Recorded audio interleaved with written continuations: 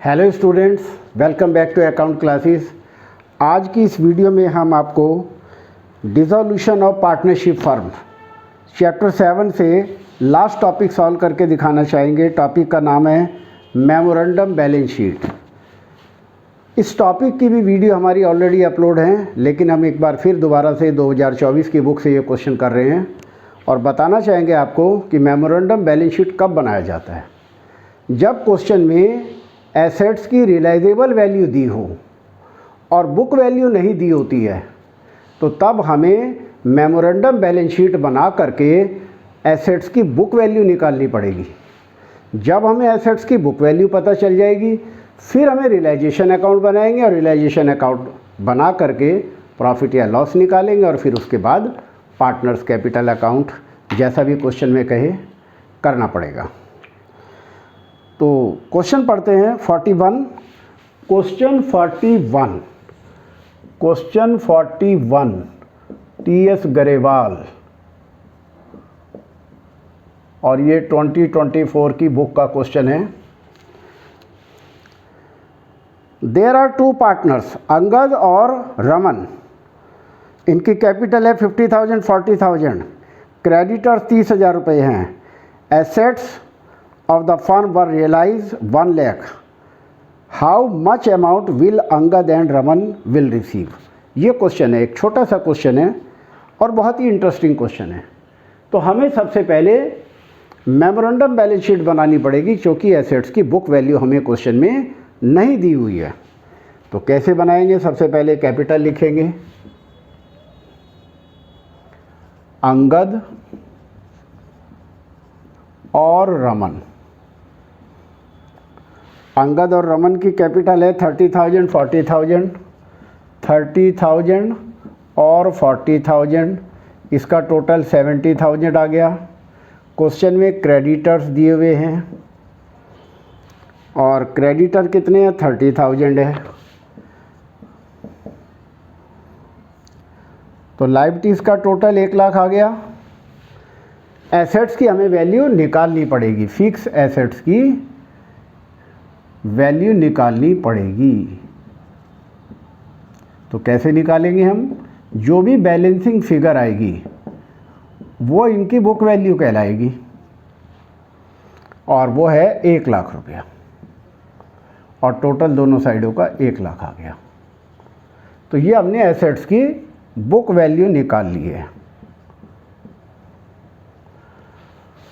अब हमें एसेट्स की बुक वैल्यू पता चल गई, तो अब हम आसानी से रियलाइजेशन अकाउंट बना सकते हैं।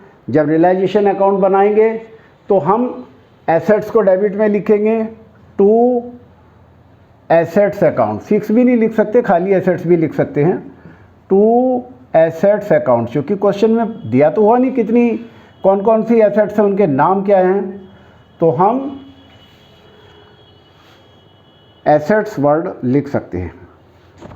तो यहाँ भी हम फिक्स हटा करके खाली एसेट्स लिख सकते हैं, कोई दिक्कत नहीं है।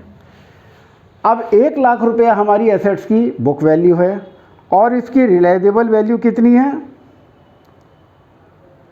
रियलाइजेबल वैल्यू भी 1 लाख क्वेश्चन में दी हुई है। तो ये आ जाएगी बाई बैंक।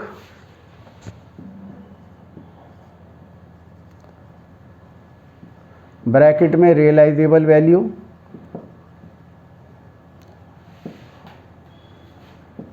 एक लाख आ गई। और क्वेश्चन में क्रेडिटर दे रखे हैं, वो इधर ट्रांसफ़र करेंगे। बाई क्रेडिटर, क्रेडिटर 30,000 दिए हुए हैं, और इस तरीके से ये कैपिटल अंगद की क्वेश्चन में 50,000 दी हुई है। ये हमने गलत लिख दी फिगर, ये 50 है।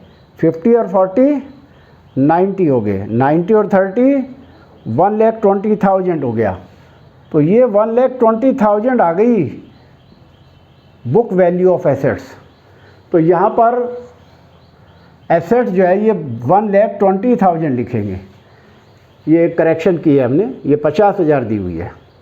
अब क्वेश्चन में क्रेडिटर्स के पेमेंट के बारे में कुछ नहीं कह रहा है, तो जितने के भी क्रेडिटर्स हैं उनके हम पेमेंट करेंगे, और टू बैंक या कैश करके ब्रैकेट में क्रेडिटर और 30,000।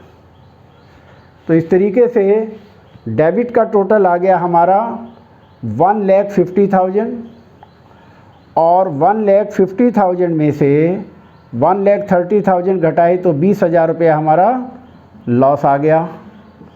और क्वेश्चन में इनकी प्रॉफिट शेयरिंग रेशो नहीं दी हुई है, तो इक्वल बांटेंगे, यानी कि 1:1। तो ये अंगद और रमन, तो दोनों का 10-10 हज़ार आ गया। इस तरीके से ये हमारा बन गया रियलाइजेशन अकाउंट। अब पार्टनर्स कैपिटल अकाउंट बनाएंगे और उससे पता चलेगा कि किस किस को पार्टनर को कितना पेमेंट करना या किस किस पार्टनर ने कितना रुपया विड्रॉ किया। तो सबसे पहले बैलेंस लिखेंगे यहाँ पर, बाई बैलेंस BD, और ये 50,000 और 40,000 बैलेंस दे रखे हैं। और ये जो रियलाइजेशन का लॉस है ये डेबिट में आएगा। टू रियलाइजेशन ब्रैकेट में लॉस 10,000 और 10,000। अब क्रेडिट में से डेबिट घटा करके जो भी बचेगा ये पैसा विड्रॉ करेंगे।